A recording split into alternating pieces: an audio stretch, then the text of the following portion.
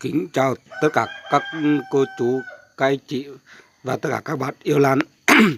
Hôm qua mình vừa mới đi tìm được một số lan gọi là vải rồng với thủy tiên. Có một cây mình không biết. Hôm nay mình đang lên xem có ai có nhu cầu chơi lan thì mình sẽ gửi cho. Ví dụ như một giò thế này là mình bán 100.000. Một giò đây rất là to, lan khủng luôn. Đây có tổng cộng là 1, 2 này, giò thứ hai này, giò thứ ba này, giò thứ tư này, giò thứ năm này, 5 giò vải rồng. Còn đây là thập hoa.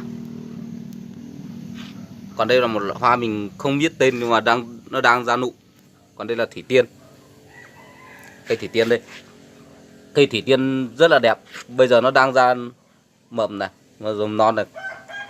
Cái giò thủy tiên này lá nó rất tốt luôn đấy. Nhìn thèm giá rất tốt.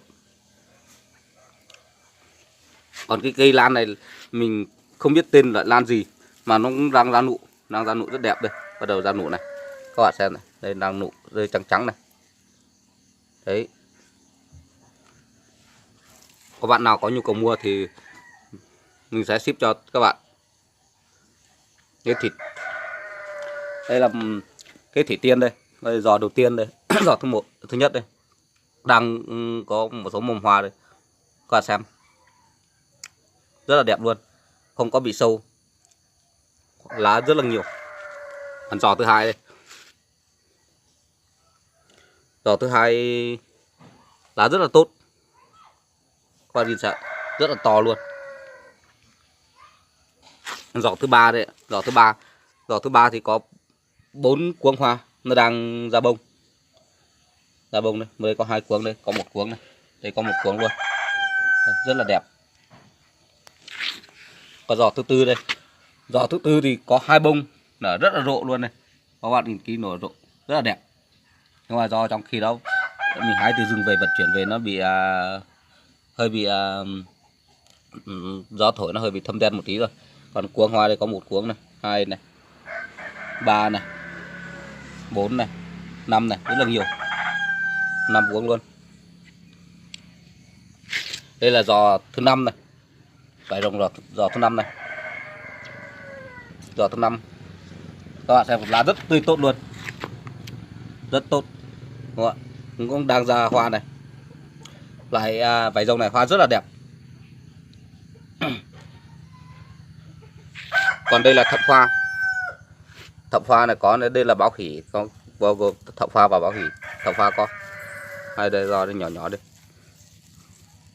Thập hoa cũng có đã ra hoa rồi. Mà về hôm qua mang về nó bị bứt hết rồi. Cái giò thập hoa với báo khỉ xương cá đấy. Rồi vú nữ rừng, bao gồm cả vú nữ rừng luôn đây, có cả vú nữ rừng. Giò này cũng là 100.000 thôi. Còn đây là một loại hoa mình không biết được. Cái giò đây là giò thứ 7 rồi. Giò thứ 7 đây là một loại hoa gì mình không biết. Cũng 100.000 một giò. Ai có nhu cầu thì mình ship luôn. Còn đây là thủy tiên. Thủy tiên này cũng 100.000 thôi. Rất là đẹp luôn. Các bạn xem qua. Đây rất là đẹp. Mình cắt hết rễ rồi. Rồi các bạn chỉ cần trồng lên chậu là được. Làm rất là đẹp đây. Đang có mầm này.